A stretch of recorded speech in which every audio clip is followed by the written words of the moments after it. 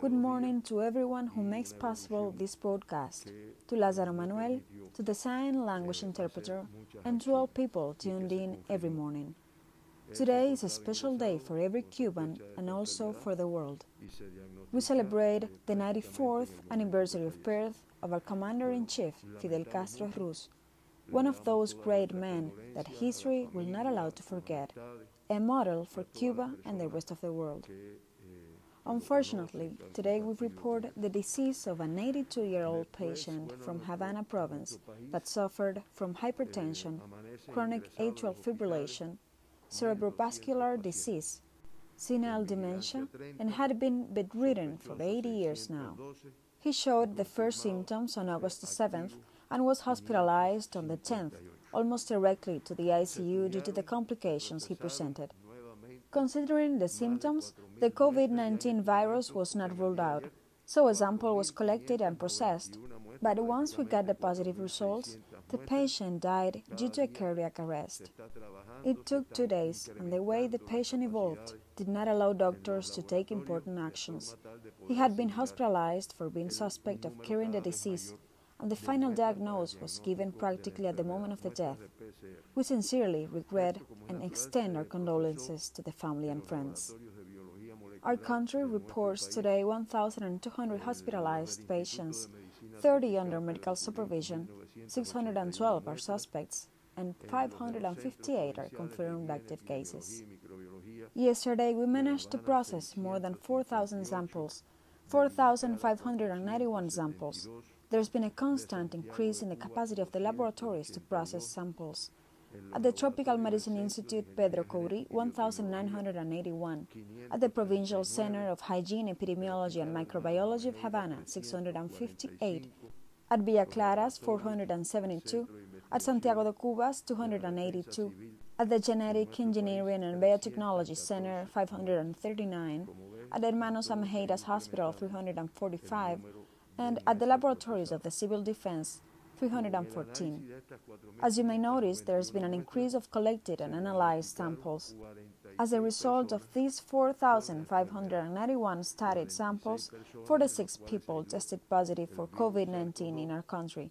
Thus, we accumulate 314,499 processed samples and 3,174 people have been diagnosed with COVID-19, but represents 1.01% of all processed samples.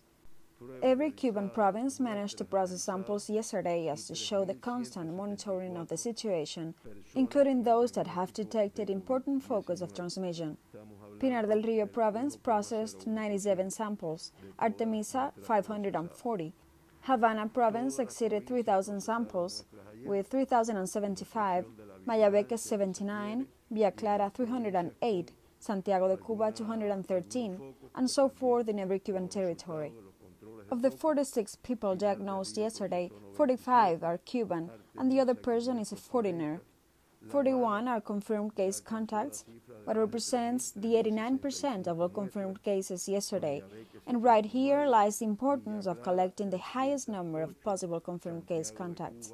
Thus, we accumulate 2,619 people, the 83.8% of all cases diagnosed in Cuba that are confirmed case contacts. The source of infection of 3 of the new cases diagnosed yesterday is yet to be determined, although specialists supported by our population work tirelessly to identify them. So we accumulate 194 people. 3 cases of the total amount yesterday have their source of infection abroad, for a cumulative of 313, the 10% of all diagnosed cases in Cuba. 35 of the 46 cases belong to Havana province, 3 of them being imported cases from Venezuela, and we've previously explained that these cases do not affect the province incidence rate. The rest, 32 people, are local transmission cases. 5 of the 46 patients belong to Artemisa province, 3 cases belong to Pinar del Rio, 2 cases belong to Villa Clara province, and 1 to Mayabeque. In Artemisa, 3 are from Mariel municipality, 1 from San Antonio de los Baños, and 1 from Bahía Honda.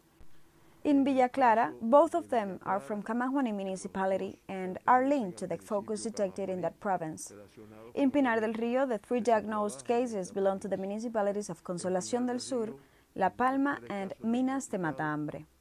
In Mayabeque, the diagnosed person belongs to San Nicolás de Bari municipality. In Havana province, the 35 diagnosed cases belong to the municipalities of Habana del Este, San Miguel, La Lisa, Centro Habana, Plaza de la Revolución, Playa, Guanabacoa, Cerro, Cotorro, and Boyeros. And as you may notice, there's a significant spread of the disease in Havana province. Yesterday night, the staff member of the Monitoring Center and Dr. Tai Cárdenas helped us create a chart to assess the behavior of all confirmed cases in the last 15 days. Bauta tops the list with a rate of 88.7, followed by Mariel with 52.8, Habana del Este 38.6, La Lisa 30, Camajuaní 28.7, Marianao 27.2, Plaza de la Revolución 18.1, San Cristóbal 16.7, Caimito 14.3, 10 de octubre 11.9, Artemisa 11.7, Bahía Honda 11.6, and so forth, every municipality where a focus of transmission has been detected. We wanted to present this charge to urge everyone to follow the compliance measures. A particular characteristic of Havana province that makes it difficult to control the disease is the fact that the municipalities are not limited by a border as such, but just a street. However, when we analyze the behavior of the disease in these municipalities in the last 15 days, we realize that we must tighten the measures in these specific locations. Artemisa province has the highest rate of infections per 100,000 inhabitants, that is 20.2. Havana province follows with 15.55, Villa Clara with a rate of 2.83, Pinar del Río 0.69, Las Tunas 0.37, Mayabeque 0.26, and Matanza 0.14. Cuba reports a rate of 17.62 per 100,000 inhabitants. This is the behavior of the incidence rate in our country. 22 of the 46 cases diagnosed yesterday are male, for the 50.6%, and 24 are female, that is a 49.4%.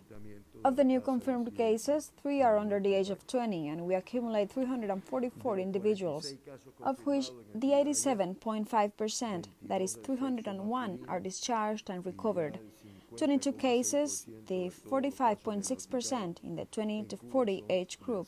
In this regard, it's noteworthy that 24 of the 46 cases, more than 50%, belong to younger ages. And we have been stressing this particular aspect in order to call on these people since they have been more exposed to the disease. 16 patients belong to the 41 to 60 age group, and there are 6 patients with 60 or more years of age. Of the 3,174 diagnosed patients in Cuba, 558 are confirmed active cases, which is a 17.6%, 553% a clinically stable evolution. Today we amounted to 89 fatalities, for a mortality rate of 2.8%, and compared to the regional rate of 3.63%, and the global rate of 3.65%, places Cuba in the 21st position in the Americas region and the 113th in the world. We always mention the 2 evacuated patients at the beginning of the pandemic. Yesterday, 21 patients were discharged, not a favorable number regarding the total amount of hospitalized patients yesterday. With this behavior, we accumulate 2,525 recovered people, which is the 80% of all diagnosed cases in Cuba.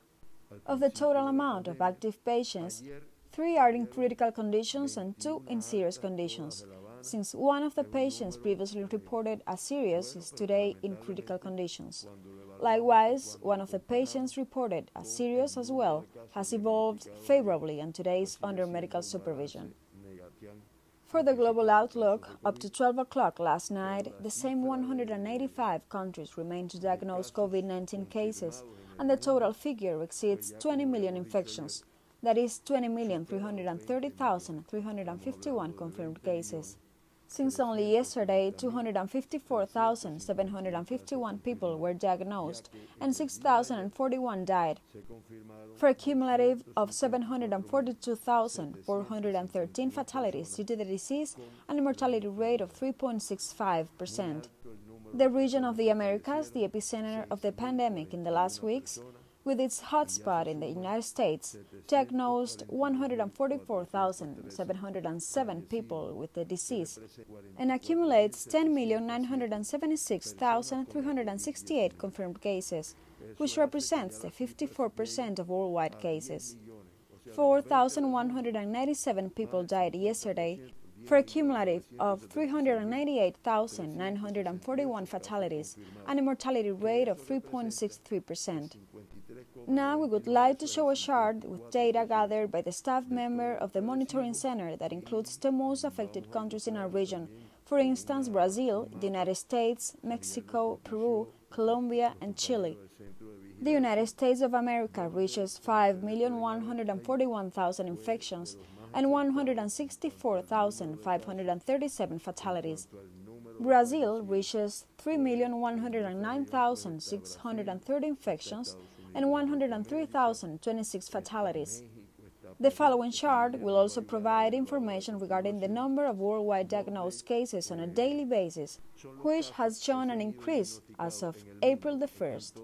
But the second date displayed is July the 1st, aimed at revealing an even higher number of infections. It's important to highlight how to 8 months since the beginning of the disease, the discovery of new treatments and the effort of the scientific community to create a vaccine, the world has not been able to achieve a total control over the disease, which may be the result of people's behavior towards this situation. So this is the information about Cuba and the rest of the world. We keep implementing the necessary measures to stop contagions and control the disease.